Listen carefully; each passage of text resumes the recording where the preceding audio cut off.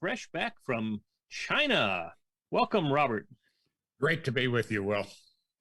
Well, so now you've had lots of experience with experiential learning. You were the CEO of one of the granddaddies of EST, right? Not of EST. I spent some time with EST as a consultant, but But you were the CEO of the one of the companies that EST came out of. yes, of Mind Dynamics. It's Yeah. it's the company that sponsored the first human potential movement training that I attended, Wow. which a cliche all these years later is to say that it changed my life, but it did. And I was very supportive of that company. I enrolled a lot of people in the training. And through that, they got to know me and asked me to come out to California and be interviewed by the founder, Alexander Everett. And 10 days later, I was president. So that Changed your life pretty quick. I took a 70% pay cut and moved my family to Sausalito, California. And a 70% improvement in the quality of life, no doubt. Oh, these California guys, they are all PR agents for the Sunshine State, you know. Well, I mean, moving from wherever you moved into a world of empowerment and experiential learning, that's got to make a huge difference to the kind of life that you were living. Well, for the first 2 years, I just ran the business. It had grown rapidly, and it was a bit of a mess. People loved the training, and thousands and thousands of people were going to it, but it was a little bit messy. So for 2 years, I just worked on that, and I constantly was being enrolled by Alexander Everett to attend the trainer training, and I was always too busy. But after 2 years, I did attend it, which was an incredible experience, another life-changing experience. And then I worked on taking Mind Dynamics abroad and set up 7 foreign subsidiaries. So that was for a young guy, early 30s, an incredible experience. Well, so how does that fit in with coaching? I mean, when you're working with somebody, an executive, you're coaching them, I don't see a direct connection to this experiential learning, the kind of thing that EST and what was it, Mind Dynamics, and then LifeSpring. How does that fit together?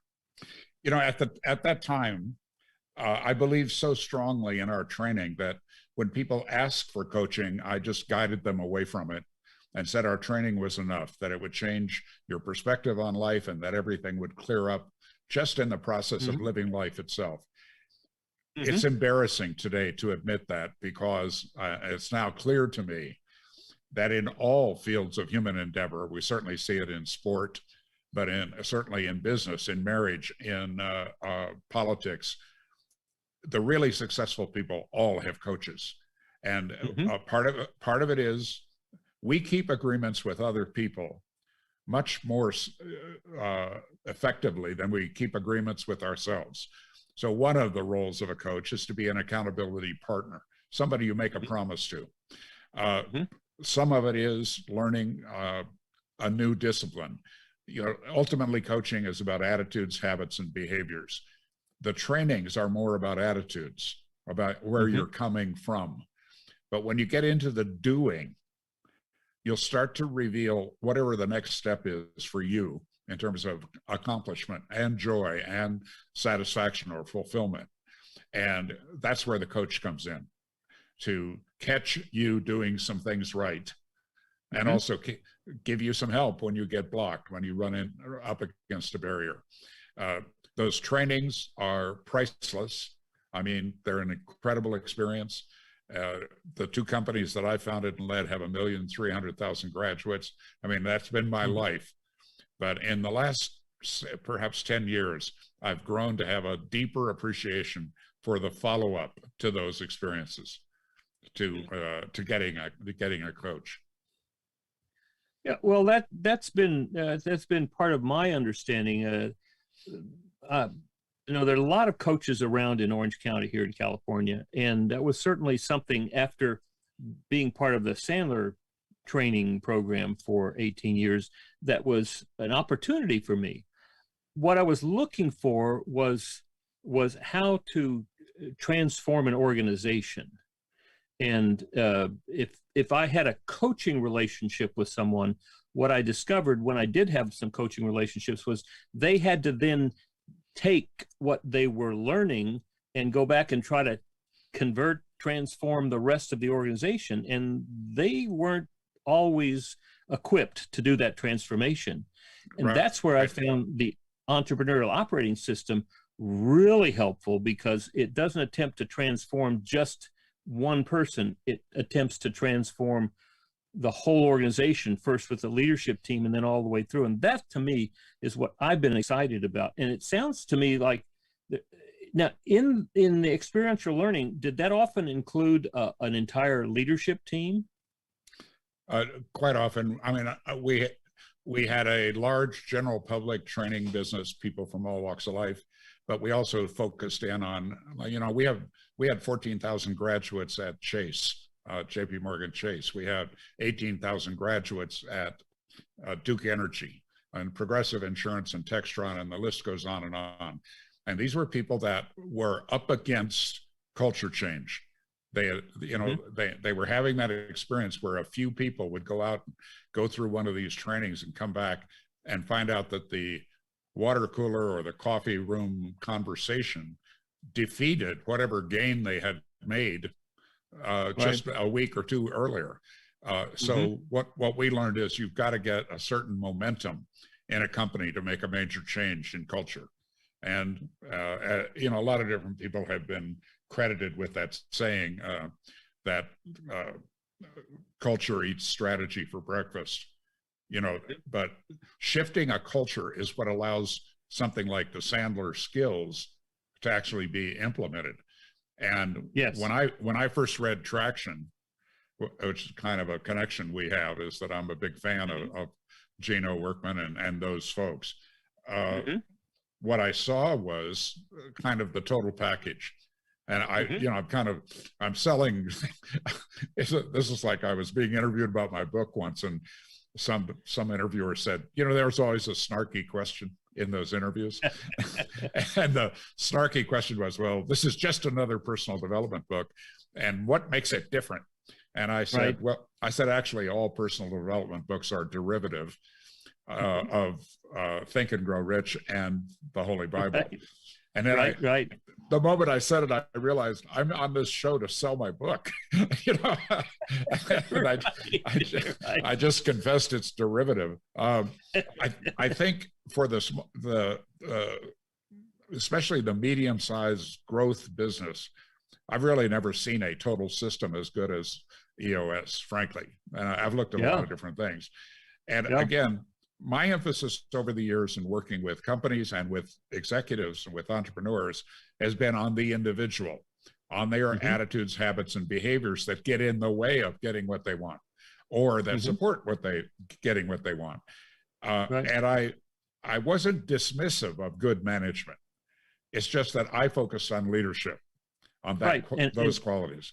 And I what I have learned is that every successful executive needs to have three different resources. One is an operating system, and EOS is one operating system. That's pretty good. I like it, and I see it's very valuable and helpful and very effective. And secondly, they need a coach. They need a personal coach, because that coach is working specifically with them.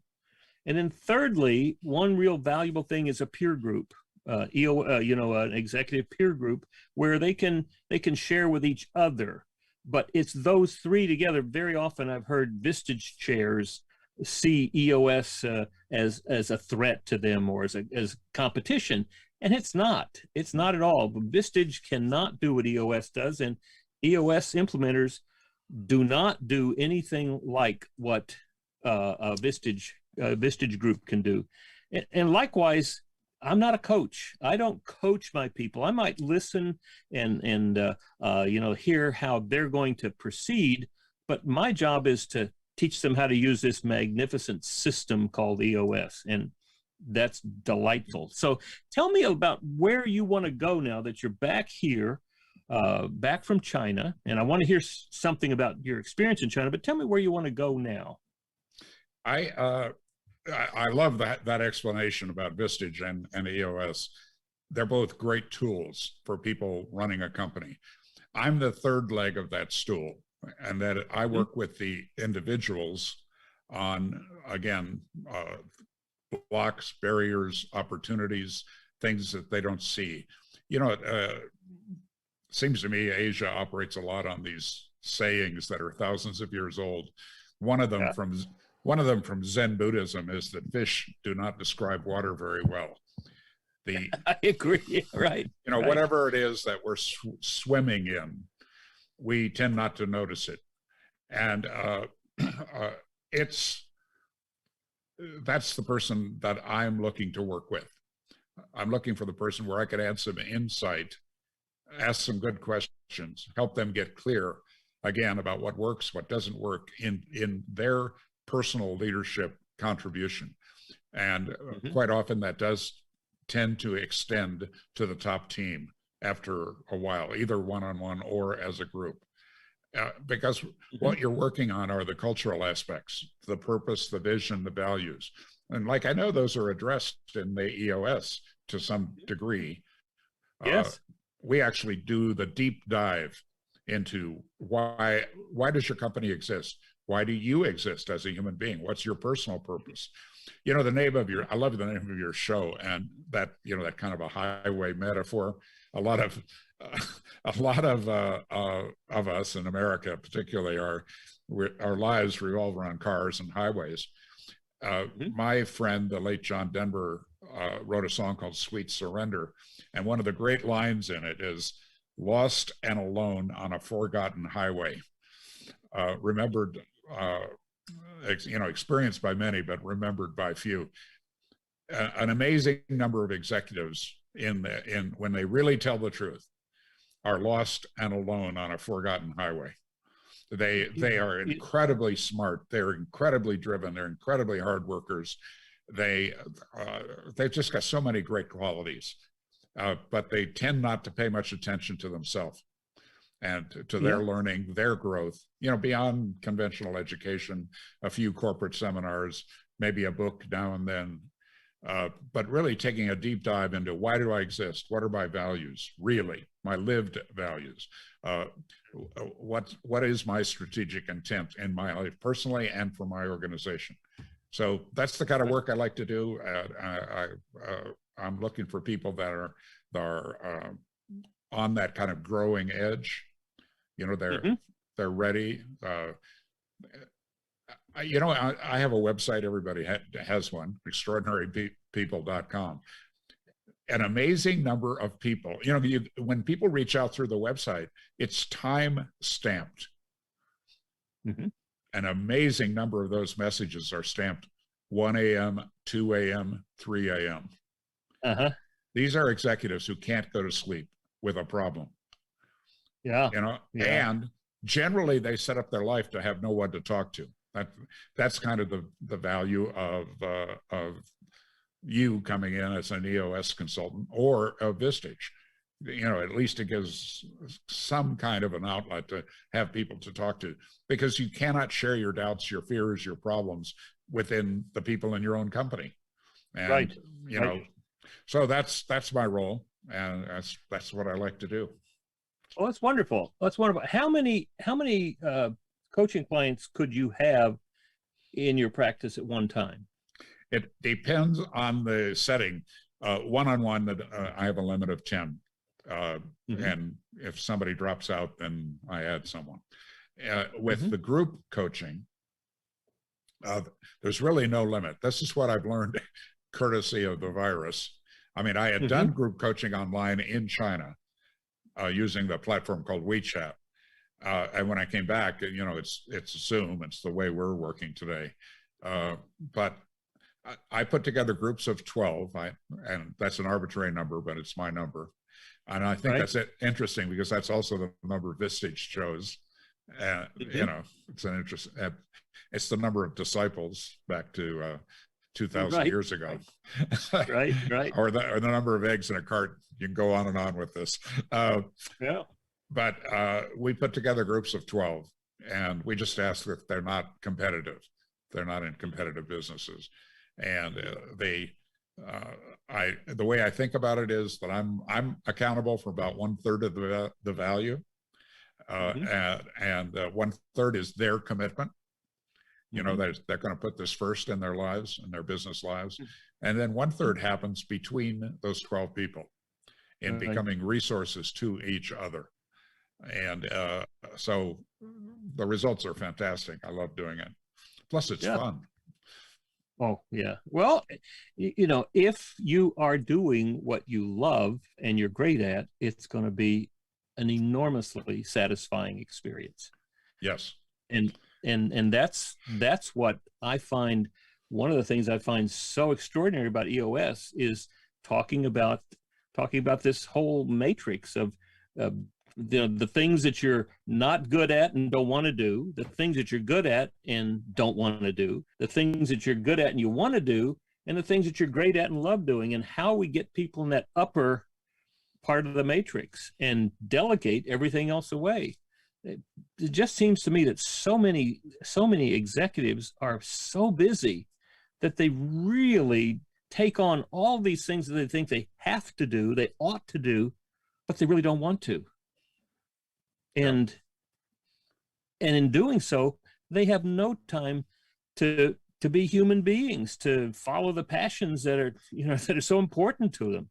It's just astounding when they can really make that shift. Do you find that to be true as well? Just absolutely true. You know, a recent thing that's happened for me personally, and maybe some people watching or listening today can identify with this. I find myself quoting two people that I wish I didn't quote, and I increasingly quote them. One is my ex-wife, who had a special kind of wisdom that she imparted to me during our time together. But it just irritates me that I find myself quoting her. But the other one is Stephen Covey. And, you know, in his book, he talks about the distinction between the urgent and the important. And what tends to capture executive attention is the urgent. And they usually have arguments about it, by the way, in the real world, not the theoretical world of a book. In the real world, oh, I had to pay attention to that.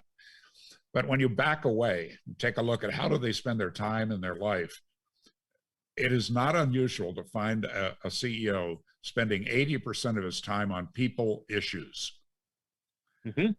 And, you know, and not on the business, not on really on the business, not on his markets, his customers, his systems, which is one of the things I learned from Traction, right? To pay more attention to systems. I mean, in my training companies, we built up systems that really worked, but we were unconscious about it. You know, we couldn't back away and see the parts that were really working and the parts that were not. But they worked. I mean, that's how we get to 1,300,000 graduates. But when you're constantly putting out fires with people, that's just it's frustrating. It's not productive. It's that classic 80% of your energy going toward 20% of your results, and it just doesn't work. So, and in order to deal with people issues, you first have to deal with your own. You know, I have two adopted special needs kids, and Levi, we adopted at 3.5. And if he's here with us, he would say this to you openly. So I feel comfortable saying it. You know, Levi has 6 cigarette burns on his back in a pattern. That's what his life was like before he joined our family. So he was filled with rage. It took a lot of therapy, a lot of work, and a lot of pain, frankly. But ultimately, he's turned out great, by the way. He's really a wonderful young man. But I was seeing this child psychologist, And I'd had a particularly bad week with Levi. And this therapist told us right away. Levi at that time was 6, I think. And he said, a 6-year-old will not benefit from cognitive therapy. It's just impossible. You will, you, Robert, and his mom. So we brought Levi twice a week. He would sit with Levi for 5 to 10 minutes, and the rest of the hour was with one of us. And so I'm sharing with him that I'd had a terrible week. And the metaphor that he used for me is, he said, you have to understand that Levi's feelings are totally shut down, as they should be. If you had endured what he endured, you don't trust adults. You certainly don't trust fathers and mothers. So that bonding is what has to happen. And but his metaphor was, he said, what you have to know is that Levi's highly developed in terms of his mental abilities. That's how he has learned to survive in the world. Now, we already knew that. We knew that, like, he would memorize the route in a car from sitting in the back seat. Yeah. Which, by the way, my former wife really appreciated, because she was perpetually lost. And Levi always knew where to go. But he said the metaphor is, you have to imagine that you're like an old-fashioned jukebox, with the keys that are like A14 and B17 and, that kind of thing. And Levi sees you like that. And he knows which buttons to push to activate the parts of you that he can control. And to get what he wants. To get what he wants, right? And he's full-time on it. And what I've seen is how that shows up in business. You might spend, let's say, 1 hour a week, really deeply thinking in aggregate, thinking about looking at a person on your leadership team. I promise you that person's looking at you for more than an hour a week. Right. And figuring out how to manipulate you to get what he or she wants. And they know what B17 is on you. And it might be that I work with a client right now. His biggest problem is he cares too much. Now, there are a lot of business people that don't care enough, but there are business people that care too much, and he wants to solve all of their problems. Yes, indeed. Yep. So it's like, and he went to a Jesuit university. That's kind of what they teach there, right? You got to take care of the people in your life. Well, he bought it. And so this incredibly smart, well-educated, just a super guy. But his staff manipulates him like he's like a marionette on a string. And the other metaphor, right? He's dancing to their tune. And in the meantime, they're not getting done what they need to get done, and they've got huge opportunities in front of them. Right. Yeah. So I'm working on him to remember his purpose, vision, values, and his role as a leader. Right. Yeah. The role is very important. What are the 5 things that I'm responsible for doing to help this organization accomplish its goal? Absolutely. Yes. And stopping everything else. Yes, exactly. Right. You have, and sometimes people in organizations work their way up to leadership by being a good manager. And one of the hallmarks of good managers, whether we like it or not, is they husband information. They hold information tight. That's what gives them their power, that they know something that the other people don't know. Therefore, they get to be a manager. You get into a leadership role, it reverses 180 degrees. It's a flip. Absolutely. Now your job is to share information, to talk about your purpose, vision, values, to talk about your threats, to talk about your opportunities, to talk about what we're up to in this 90-day period. Another thing I learned from Traction is, pull things down to 90 days and in terms of goals and commitments. So helping an executive see that kind of a pattern that often goes back to childhood or early learning experiences, or an early mentor operated in a certain way and you admire that, or you've done the opposite. Somebody operated in a certain way and you say, I'll never do that. I'm gonna go just the opposite. Both of those are just reactions, and they tend not to work very well.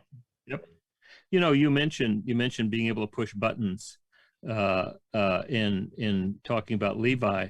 Uh, my wife and I took on two feral kittens. Oh, Feral kittens, right? And so in Santa Ana, they're colonies. There are 3 or 4 colonies of feral kittens, oh. and there's people there who go out regularly to feed them. And of course, these feral kittens are totally vulnerable. I mean, there's all sorts of animals that come through looking at predators, and so another woman selects some of those and brings them home and then distributes them to people like Mary and me. Well, it's amazing. Now, we've had just regular domestic cats and learned how to live with them, but feral cats know how to push buttons. They know exactly how to protect themselves. They know then, and it becomes very interesting to see. I mean, for the most part, they will not allow us to touch them until they want something. And when they want something, they're all over my wife. They're sitting in her lap. They're hugging her. I mean, it's amazing just to see how they live their lives, but they get what they want. Survival is a powerful, powerful motivator. And we Absolutely. have people that come into our organizations with stories that, if they were told, will curl your toes. You know, that things have happened to them, and they process those events in their life in a way that works for them interimly. And the expression that is in my book is short-term pleasure, permanent pain. Mm-hmm. They get what they want short-term. They don't get love, respect, acceptance, you know, the next big job. Mm-hmm. They constantly defeat themselves. But a leader has to work with people like that, and you don't know their real story. You don't know that underlying belief system that gets in the way of they being successful in their jobs. And you know, I don't recommend that my clients become experiential learning experts. I just want to, you know, that's what I've spent my life doing. But I've also been in their job of running. You know, ARC International had 240 employees, 70 full-time trainers, 15 offices scattered around Asia. And so I had to learn about not theory, but practice, about what's going to work to move our organization forward. And so what I want to do is I want to be that, you know, if you've got a hematoma in your brain, you know, you don't want to go read a book and try to operate it on yourself. You know, it might be better to get a skilled surgeon in for a short time. Well, you know, it's been interesting. There are some leaders in my clients who have said, one particular leader saying, you know, I've discovered in this EOS process that I'm way too overbearing, that I demand all of these things rather than facilitating and helping and supporting my leadership team. He went out and got a therapist, and now has a coach, and he's talked about how that has transformed the way not only that he deals with the people on his leadership team and the rest of the people in the organization, but also it's changed the way that he deals with people at home. Wow, that is the kind of story that I live in, and I love. You know, it's inspiring. Yeah.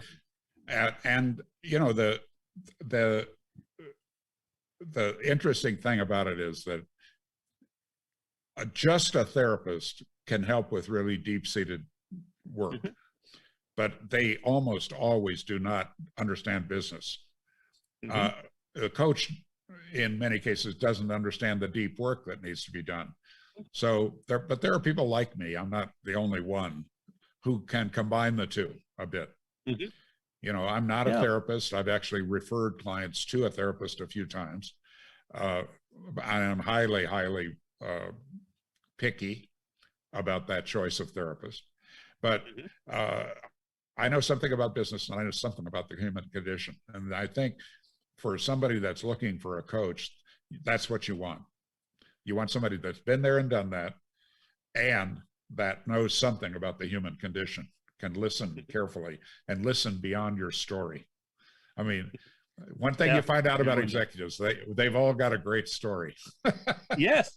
Well, that's very often how I invite people onto the show, by saying, hey, I have, I do a radio show every week, and I have heard that you have great stories to tell.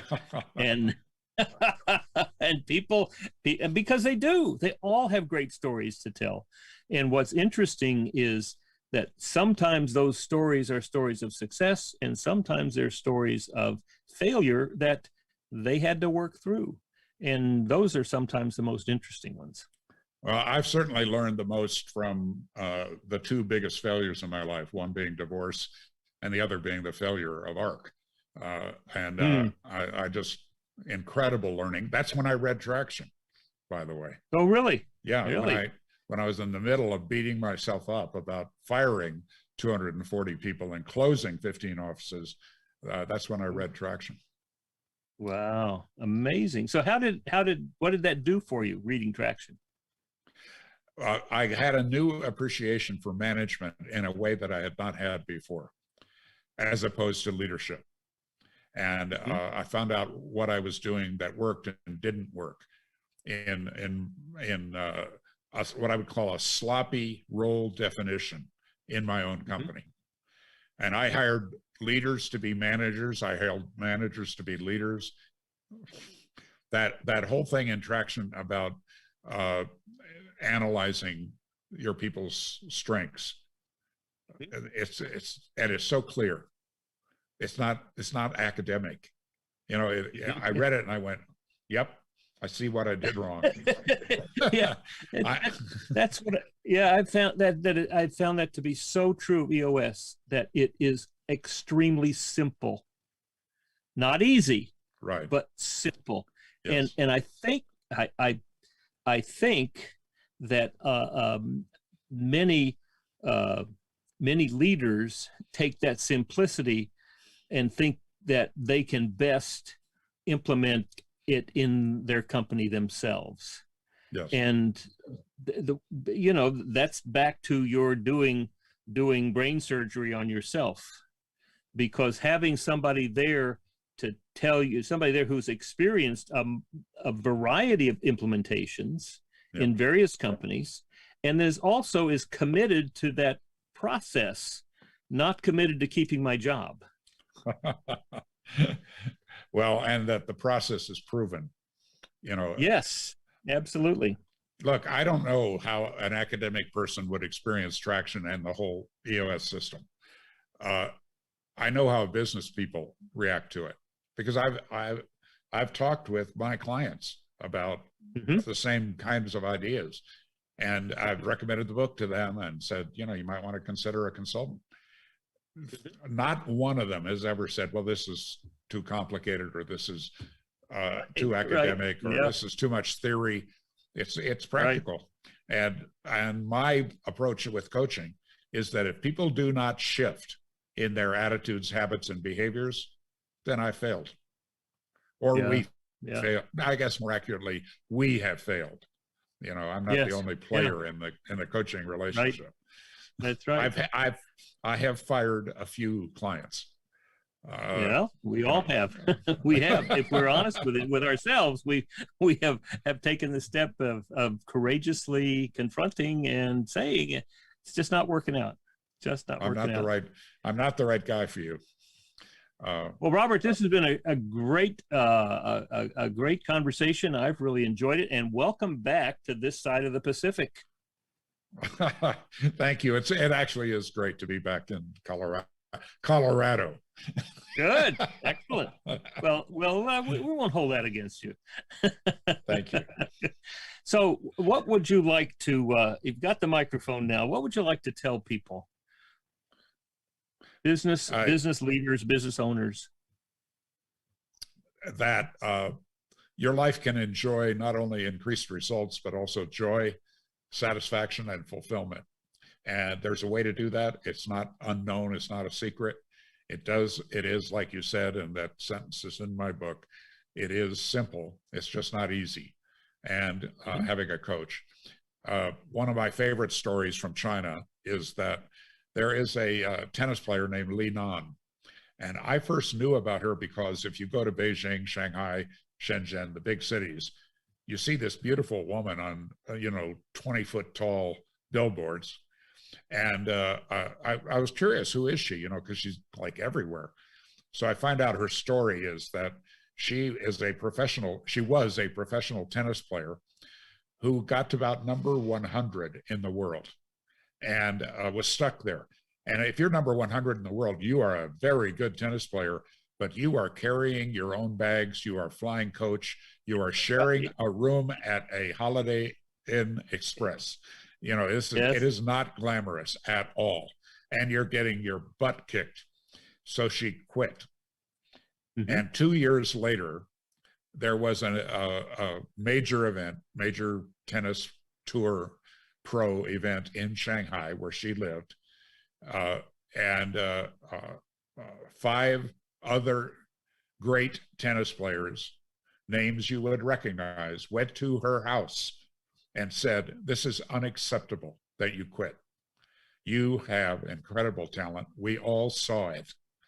And you had terrible coaching." Because she was part of the Chinese sport system, the Communist Party controlled system, where they basically just beat people up all the time and push them. This woman sold her car, borrowed money from her family, and went out and hired 5 coaches.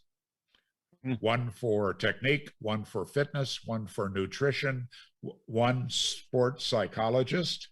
How's that? She got the help she needed. Oh, one for flexibility, basically Pilates. And she's the only Chinese woman that ever won a tour event. She went back into the tour. She became ranked in the top 10, and she won a major. First and to this date, only Chinese tennis player to win at that level. And the way she did it is she got outside of the norm, and with the support of some people around her who believed in her and her family, but also these 5 superstars, she jumped into the big game. That's my wish for the people I work with. If you're ready to play a big game, if it's not me, find someone else that's been there, done that, and can help you be better than the fish that can't describe water, where you see things in a different way, and you're more equipped for this priceless privilege of leading in organizations. And the magic really happens when you begin to ask for help, doesn't it? It does, and it's something that I have struggled with personally all my life, so I have been there. Well, this has been wonderful, Robert. How will they get in touch with you if they wanted to get in touch with you? Extraordinarypeople.com is one way, and the email address is robert@extraordinarypeople.com. I'm on LinkedIn, of course, and so holler, find me. All right. Let's talk. This has been wonderful. This is just one more example of how businesses thrive in California. You've been listening to The Pilgrim on the 405 with Will Christ. To hear more of the programs in this podcast, go to www.willchrist.com.